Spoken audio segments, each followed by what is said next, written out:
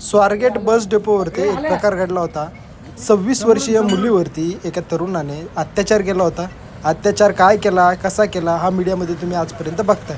परंतु अखेर स्वारगेट प्रकरणातील आरोपी दत्तात्रय गाडेला पुणे पोलिसांनी उसामध्ये पकडलेलं आहे. जो काही शिरूरचं त्याचं गाव आहे त्या गावामध्ये तो पळत होता आणि गावकरी देखील आता त्याला मदत करत नव्हते. हे त्याला जसं कळलं तसं तो औषधाची बॉटल घेऊन उसामध्ये शिरला होता.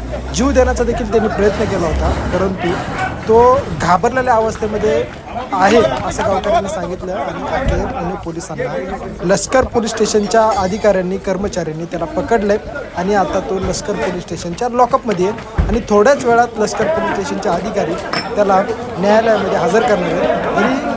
ही जी काही मित्रांनो ही जी बातमी आहे ती वाऱ्यासारखी पसरली आहे आणि शेवटी स्वारगेट प्रकरणातील आरोपीला दत्तात्रय गाडेला पुणे पोलिसांनी पकडले आणि थोड्याच वेळात त्याला लष्कर पोलीस स्टेशनचे अधिकारी न्यायालयामध्ये हजर करणार आहेत. दत्तात्रय गाडेला आरोपीला अटक केलेली आहे, त्यामुळं न्यायालयात त्याला घेऊन जाणार.